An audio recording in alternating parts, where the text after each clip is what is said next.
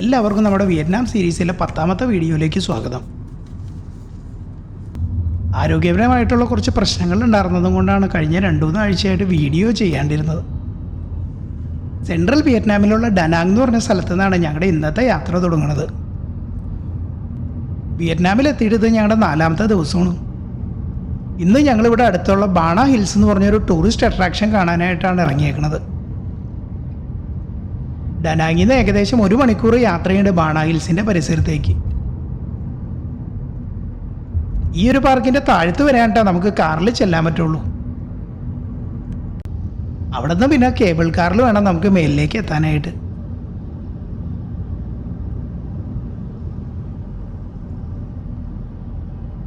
ഞങ്ങളുടെ ഇപ്പോൾ ഇന്നലെ ഉണ്ടായിരുന്ന ടാക്സി ഡ്രൈവറിനെ തന്നെയാണ് ഞങ്ങൾ ഇന്നും വിളിച്ചേക്കണത്. ഡനാങ് സിറ്റിയുടെ പുറത്തേക്ക് ഓടിയെത്തിയതോടുകൂടി എല്ലാ സ്ഥലത്തും പച്ചപ്പാണ് കേട്ടോ കാഴ്ച. ഞങ്ങൾ അത്യാവശ്യം മലകളൊക്കെ ഉള്ള സ്ഥലങ്ങളിലേക്ക് എത്തി തുടങ്ങി. ഇന്ന് രാവിലെ തന്നെ ഡനാങ്ങിൽ അത്യാവശ്യം കുറച്ച് മഴ പെയ്തായിരുന്നു. നമ്മൾ രാവിലെ ഇറങ്ങിയപ്പോൾ ഹോട്ടലിൻ്റെ മുന്നിലുള്ള റോഡെല്ലാം നന്നായിട്ട് നനഞ്ഞാണ് കിടന്നിരുന്നത്. ഈ പരിസരത്തേക്ക് എത്തിയതോടുകൂടി അത്യാവശ്യം നല്ല തെളിമയുണ്ടെങ്കിലും അവിടെ ഇവിടെയൊക്കെ ആയിട്ട് കാർമേഘങ്ങളും ഉണ്ട് കേട്ടോ. വിയറ്റ്നാമിലെ മെയിൻ ടൂറിസ്റ്റ് ഡെസ്റ്റിനേഷൻസ് എല്ലാം പല ദിശകളിലായിട്ട് കിടക്കണ കാരണം മഴയില്ലാത്തൊരു സമയം നോക്കി വരല അത്ര എളുപ്പമല്ല. ജനുവരി തൊട്ട് ഏപ്രിൽ വരെയുള്ള സമയം മാത്രമാണ് എല്ലാ സ്ഥലത്തും മഴയില്ലാത്തൊരു സമയം എന്ന് പറയാൻ പറ്റുള്ളൂ. ഹോച്ചിമിൻ സിറ്റിയിലെ മൺസൂൺ സീസൺ എന്ന് പറഞ്ഞു കഴിഞ്ഞാൽ മെയ് തൊട്ട് നവംബർ വരെയുള്ള സമയത്താണ്. ഡനാങ്ങിലാണെങ്കിൽ ഓഗസ്റ്റ് തൊട്ട് ഡിസംബർ വരെയും, അതുപോലെ തന്നെ ഹനോയിലാണെങ്കിൽ മെയ് തൊട്ട് സെപ്റ്റംബർ വരെയാണ് മഴക്കാലം. അപ്പോൾ എല്ലാ സ്ഥലത്തെയും മഴക്കാലം ഒഴിവാക്കി വന്നെന്നുണ്ടെങ്കിൽ നമ്മൾ ജനുവരി, ഫെബ്രുവരി, മാർച്ച്, ഏപ്രിലിൽ മാത്രം യാത്ര ചെയ്യേണ്ടി വരും. കാര്യമായിട്ടുള്ള തിരക്കൊന്നും ഈ റോഡിൽ കാണാനില്ല. പിന്നെ പാർക്ക് തുറക്കണ സമയത്ത് തന്നെ കയറാമെന്ന് വിചാരിച്ച് ഞങ്ങൾ കുറച്ച് നേരത്തെയാണ് കേട്ടോ ഇന്ന് രാവിലെ ഇറങ്ങിയത്. അങ്ങനെ ഏകദേശം 1 മണിക്കൂറിൻ്റെ അടുത്ത് ഞങ്ങൾ ഓടിക്കഴിഞ്ഞപ്പോഴേക്കും ഞങ്ങൾ ബാണ ഹിൽസിൻ്റെ കോമ്പൗണ്ടിലേക്ക് എത്തി. ഇവിടുത്തെ കാർ പാർക്കിങ്ങിൽ കുറച്ച് വണ്ടികൾ മാത്രമേ കാണാനായിട്ടുള്ളൂ.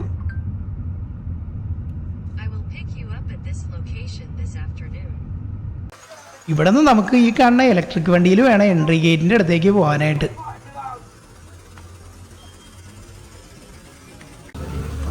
അങ്ങനെ നമ്മുടെ ഇന്നത്തെ പരിപാടി ഇവിടെ നിന്നാണ് ഞങ്ങൾ തുടങ്ങുന്നത്.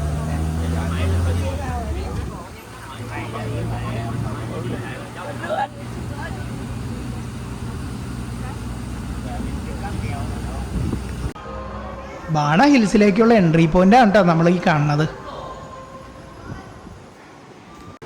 ഈ പരിസരത്തായിട്ടാണ് ടിക്കറ്റിംഗ് കിയോസ്കുകളൊക്കെ ഉള്ളത്. ഞങ്ങൾ നേരത്തെ തന്നെ ഓൺലൈനായിട്ട് ടിക്കറ്റ് എല്ലാം എടുത്തേരുന്ന കാരണം ഞങ്ങൾ നേരെ കേബിൾ കാർ സ്റ്റേഷൻ്റെ അടുത്തേക്കാണ് നടക്കണേ. സൺവേൾഡ് അമ്യൂസ്മെൻറ്റ് പാർക്ക് ഗ്രൂപ്പാണ് ബാണ ഹിൽസ് ഒരു എൻ്റർടൈൻമെൻറ്റ് ഹിൽ സ്റ്റേഷനായിട്ട് ഡെവലപ്പ് ചെയ്തത്.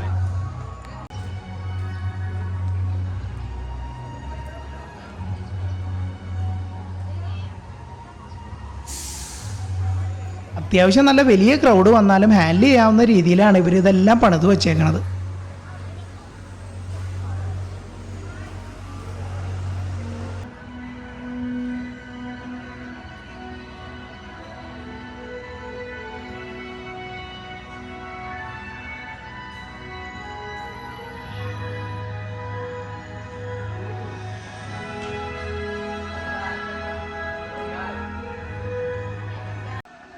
ഈ കാണുന്ന ബിൽഡിങ്ങിലാണ് കേട്ടോ കേബിൾ കാർ സ്റ്റേഷൻ ഉള്ളത്. ഇവിടെ ബാണ ഹിൽസിൻ്റെ ഒരു നെയിം ബോർഡ് വെച്ചിട്ടുണ്ട്. അതിൻ്റെ ഫ്രണ്ടിൽ നിന്ന് ഫോട്ടോ എടുക്കുന്ന തിരക്കിലാണ് വന്ന മിക്കവാറും ടൂറിസ്റ്റുകൾ.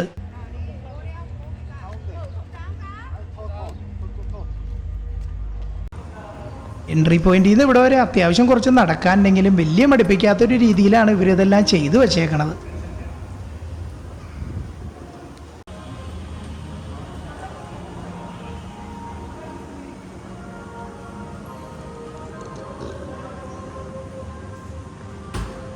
ഇവിടെ ഒരു സ്റ്റാർബക്സിൻ്റെ ഔട്ട്ലെറ്റും ഉണ്ടല്ലേ.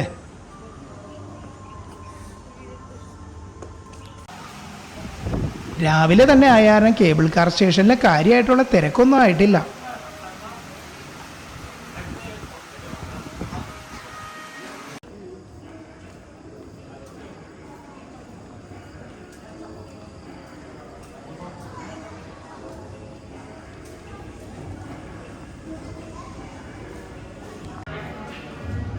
ആകെ കേബിൾ കാറിൻ്റെ എൻട്രിയുടെ ആ പരിസരത്ത് മാത്രമാണ് ചെറിയൊരു ലൈൻ ഫോം ചെയ്തേക്കണത്.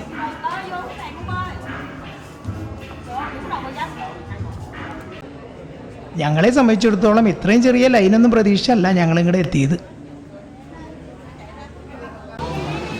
ഈ ഒരു കേബിൾ കാർ സ്റ്റേഷനിൽ നിന്ന് 3 കേബിൾ കാർ ലൈനുകളാണ് കേട്ടോ ഓപ്പറേറ്റ് ചെയ്യണത്.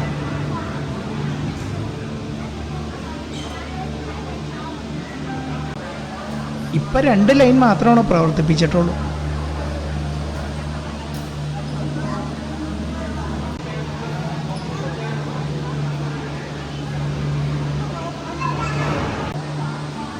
ചെറുതായിട്ട് ടിൻഡഡ് ആയിട്ടുള്ള ഫൈബർ ഗ്ലാസ്സുകളാണ് ഈ ഗൊണ്ടോളകൾക്കുള്ളത്.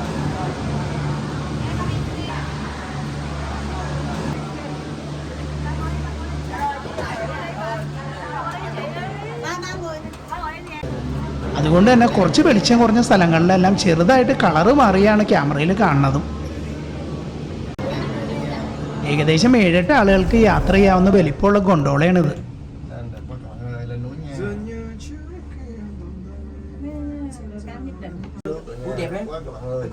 കേബിൾ കാറിൽ കയറിയിട്ട് ആദ്യത്തെ കണി ഈ കാണുന്ന വെള്ളച്ചാട്ടമാണ്.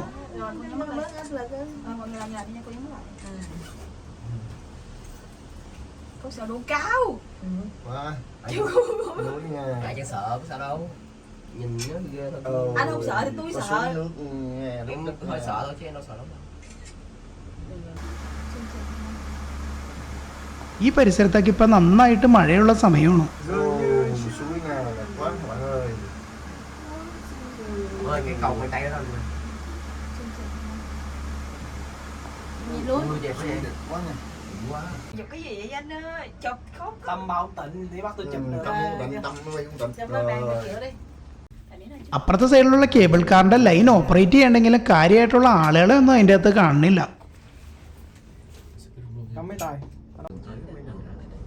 CNN ലിസ്റ്റ് ചെയ്തേക്കണ ഏറ്റവും ഇമ്പ്രസീവായിട്ടുള്ള 10 കേബിൾ കാർ റൈഡുകളിൽ 7ാം സ്ഥാനമാണ് ഈ ഒരു കേബിൾ കാർ റൈഡിനുള്ളത്.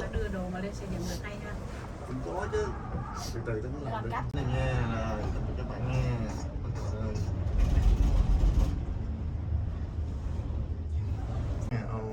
Đẹp quá.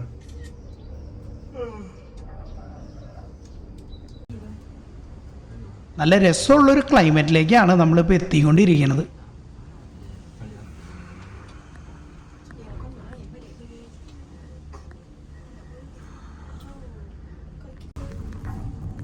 ഇതുപോലത്തെയൊക്കെ പരിപാടികൾ നമ്മുടെ നാട്ടിലും കുറേ സ്ഥലത്തൊക്കെ ചെയ്യാനായിട്ട് വകുപ്പുള്ളതാണ്.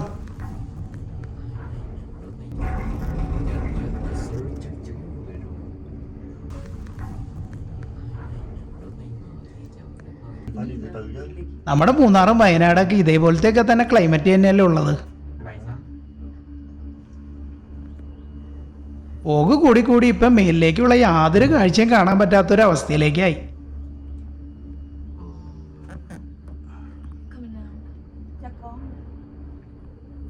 ചെറിയൊരു മഴയുടെയും കൂടി ലക്ഷണമുള്ള കാരണം ഇന്ന് രാവിലെ ഇനി ഫോഗ് മാറുന്ന യാതൊരു വിധത്തിലുള്ള ലക്ഷണവുമില്ല.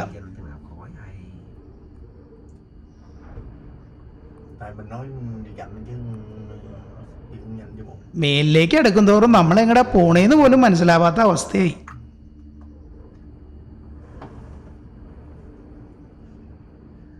നേരത്തെ താഴത്തെ മരങ്ങളുടെ നിഴലെങ്കിലും കാണാറുണ്ടെങ്കിൽ ഇപ്പം ഏകദേശം 10-15 മീറ്റർ മാത്രമാണ് കാണാൻ പറ്റണുള്ളൂ.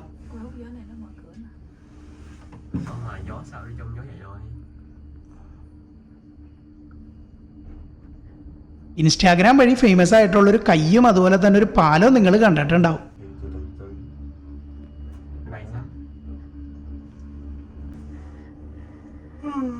അതുള്ളത് ഈ ബാണ ഹിൽസിലാണ് കേട്ടോ.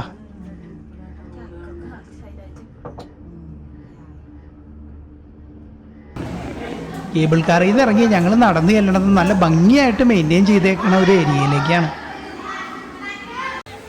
ബാണ ഹിൽസിലെ ഫ്രഞ്ച് വില്ലേജ് എന്നാണ് ഈ ഒരു ഏരിയനെ അറിയപ്പെടുന്നത്.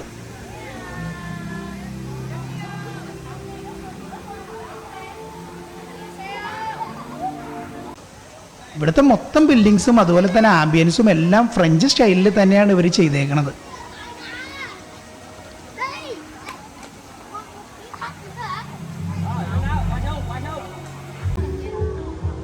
ഈ ഒരു ആംബിയൻസിൻ്റെ ഒപ്പം ഫോഗും കൂടി വന്നതോടുകൂടി തകർത്തു എന്ന് മാത്രമാണ് പറയാൻ പറ്റുള്ളൂ.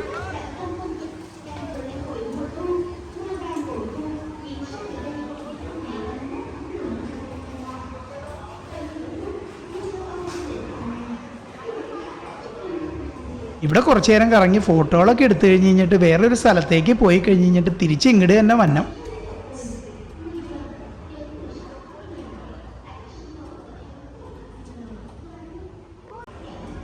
അത്യാവശ്യം ഫോഗുള്ള കാരണം ഇവിടെ നിന്നിട്ട് കാര്യമായിട്ടുള്ള കാഴ്ചകളൊന്നും കാണാൻ പറ്റണില്ല.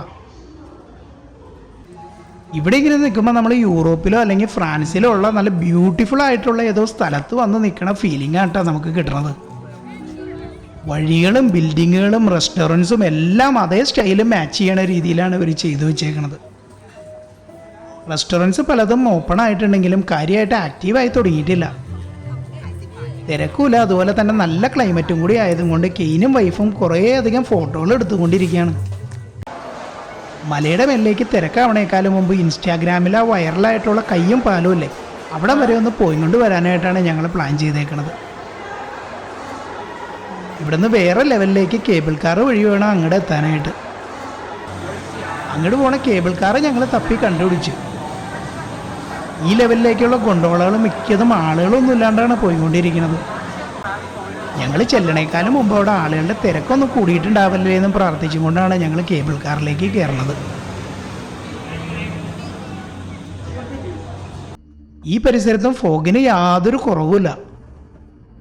എനിക്ക് തോന്നുന്നത് നേരത്തെ നമ്മൾ കയറിയിരുന്ന കേബിൾ കാറിൽ കുറച്ചുകൂടി നന്നായിട്ട് വിസിബിലിറ്റി ഉണ്ടായിരുന്നെന്ന് തോന്നുന്നു. കേബിൾ കാർ ഇറങ്ങി ചെറിയൊരു നടത്തം നടക്കണം ഈ അട്രാക്ഷൻ്റെ അടുത്തേക്ക്.